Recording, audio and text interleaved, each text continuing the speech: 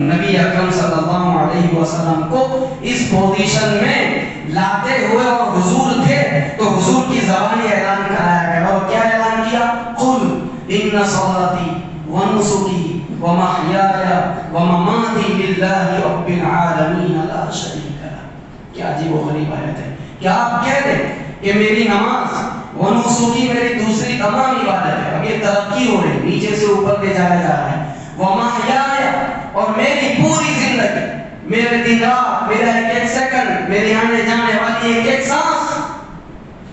اور یہاں تک کہ زندگی نہیں، اور ایک قدم اور آگے بڑھ کر کہ وہ مماتی، میری موت بھی میرے اپنے لیے نہیں ہے تو کس کے لیے ہے؟ للہ رب العالمین لا شریک لہ۔ یہ سب کا سب اللہ تبارک و تعالیٰ کے لیے ہے، یعنی میرا پورا وجود اوپر سے لے کر نیچے تک اللہ تبارک و تعالیٰ کی مرضی کے اندر ایسا فنا ہو چکا ہے، ایسا گم ہو چکا ہے کہ اب میں جیتا ہوں لیکن اپنے لیے نہیں، میں سانسیں لیتا ہوں لیکن اپنے لیے نہیں، میں کوئی چلت پھرت کرتا ہوں، کوئی ایکٹیویٹی انجام دیتا ہوں تو اس میں میرے نفس کا، میری ذاتی غرض کا، میرے پرسنل بینیفٹ کا اس میں کوئی اثر دور دور تک نہیں ہے۔ میرے دوستو، یہ وہ زندگی ہے جو زندگی ہم سب سے مطلوب ہے، کیونکہ آدمی کے اندر کبھی کبھی ظاہری دینداری بھی پیدا ہو جائے لیکن یہ کیفیت آدمی کے اندر پیدا نہ ہو تو دیندار آدمی بھی دھوکے کھا جاتا ہے۔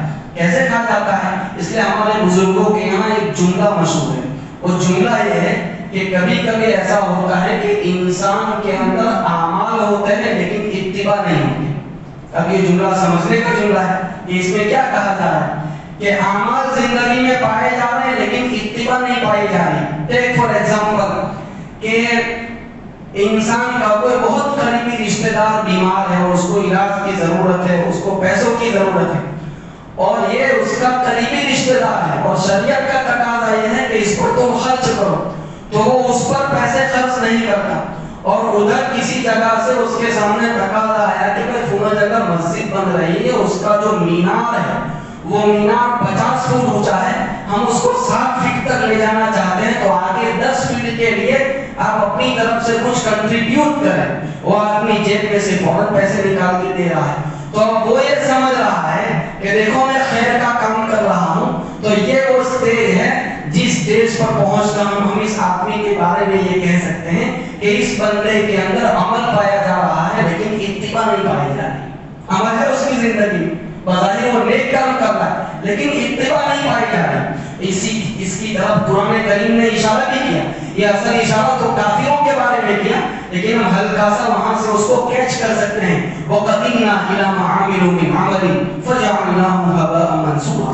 کہ بہت سارے لوگ جو اپنے اعمال کو نیک سمجھتے ہوں گے، ان کے اعمال کا جب ہم فیصلہ کرنے کے اوپر آئیں گے تو وہ تو یہ سمجھیں گے کہ اس پر تو ہماری پیٹھ تھپتھپائی جائے گی۔ قرآن کریم کہتا ہے فَجَعَلْنَاهُ هَبَاءً مَنْثُورًا، ہم تو اس کو غبار بنا کے اڑا دیں گے، ہمارے یہاں ترازو کے اندر اس کی کوئی وقت نہیں ہوگی۔ قُلْ هَلْ نُنَبِّئُكُم بِالْأَخْسَرِينَ أَعْمَالًا الَّذِينَ ضَلَّ سَعْيُهُمْ فِي الْحَيَاةِ الدُّنْيَا وَهُمْ يَحْسَبُونَ أَنَّهُمْ يُحْسِنُونَ صُنْعًا۔ ہم تم کو بتائیں کہ کون لوگ ہیں جو اپنے عمل میں گھاٹا اٹھانے والے ہیں؟ یہ وہ لوگ ہیں جن کی کوشش دنیاوی زندگی کے اندر بیکار ہو گئی، وہ بیچارے خیالی پلاؤ پکاتے رہے کہ ہم کوئی بڑا تیر مار رہے ہیں۔ جیسے مثال کے طور پر ایک شخص کا معمول ہے، مثال دے رہے ہیں، ایک شخص کا معمول ہے کہ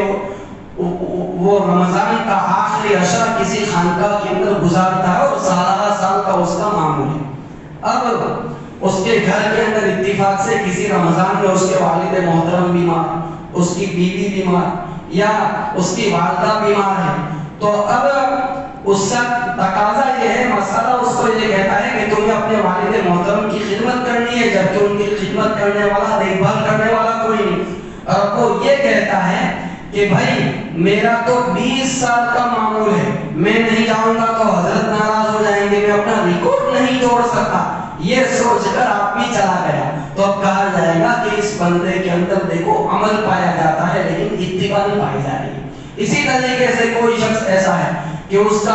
ہر مہینے مثال کے طور پر 3 دن لگانے کا معمول، کسی کا چلہ لگانے کا معمول، اور اس کا 20 سالہ اس کا ٹریک ریکارڈ چلا آتا ہے۔ اب کسی سال ایسا ہو گیا کہ اس کی بیوی حاملہ ہے، بچوں کی دیکھ بھال کرنے والا کوئی نہیں، اور ایام بالکل قریب ہیں اور اس کی ضرورت ہے، اس کا گھر میں رہنا ضروری ہے، لیکن اب وہ یہ کہتا ہے کہ نہیں، جو کچھ ہو جائے میرا تو یہ جو 20 سالہ ریکارڈ ہے وہ 20 سالہ ریکارڈ ٹوٹنا نہیں چاہیے۔ آدمی اپنے ریکارڈ کو بچانے کے لیے چلا گیا لیکن شریعت کو توڑ گیا، تو اس آدمی کے بارے میں کہا جائے گا کہ آپ کی زندگی میں عمل پایا جاتا ہے لیکن آپ کی زندگی میں اطاعت نہیں پائی جاتی، آپ کی زندگی میں اتباع نہیں پائی جاتی۔ اسی طریقے سے اب کوئی میرے جیسا 18-19 سالہ بچہ ہے، اس کو پڑھنے کا شوق پیدا ہو گیا، وہ ادارے کے اندر آ گیا، اب اس کے گھر میں کمانے والا کوئی نہیں، ماں بیچاری بیوہ ہے اور کوئی سہارا نہیں اور پریشان ہے۔ اب شریعت اس سے یہ تقاضا کرتی ہے کہ تم گھر رہو، اپنے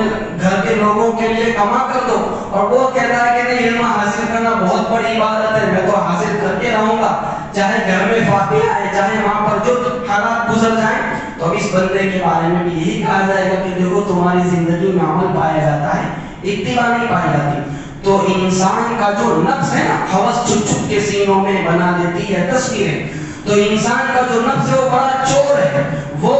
آدمی جب کسی عمل کے اوپر آمادہ ہوتا ہے تو شیطان چاہتا ہے کہ وہ کرے ہی نہیں، کرنا چاہتا ہے تو پھر شیطان یہ چاہتا ہے کہ اس کا رخ اس طریقے سے پھیر دیا جائے کہ وہ اس کو نیکی سمجھتا رہے اور حقیقت میں وہ اس کے حق میں وہاں جا کر قیامت کے دن نیکی کے طور پر ظاہر نہ ہو۔ تو ان ساری بھول بھلائیوں سے بچ بچا کر اس سٹیج تک پہنچ جانا جس سٹیج پر پہنچنے کے بعد میں اپنے تعلق میں اللہ تبارک و تعالیٰ کے ساتھ اتنا سچا بن جاؤں، اتنا سچا بن جاؤں کہ خود شریعت بھی میرے لیے میرا شوق پورا کرنے کا ایلیمنٹ نہ رہ جائے، بلکہ میں اس اطاعت فرما برداری کے ماحول میں اپنے آپ کو لے جا کر کھڑا کر دوں جہاں میرے جتنے اعمال ہیں ان سارے کے سارے اعمال کا جو انٹینشن ہے وہ انٹینشن بالکل پیور ہو جائے اور اس میں اللہ تعالیٰ کی مرضی کے علاوہ کوئی دوسرا نیگیٹو ایلیمنٹ اندر شامل نہ ہو۔ تو یہ وہ مقام ہے جس مقام کو مقام عبدیت کہا جاتا ہے، اور یہی پہنچنے کے بعد اللہ تعالیٰ کے ساتھ بندے کا وہ تعلق قائم ہوتا ہے جس کو ہم نسبت کہتے ہیں، کہ اس شخص کو اللہ تعالیٰ کے ساتھ ایک نسبت حاصل ہو گئی ہے۔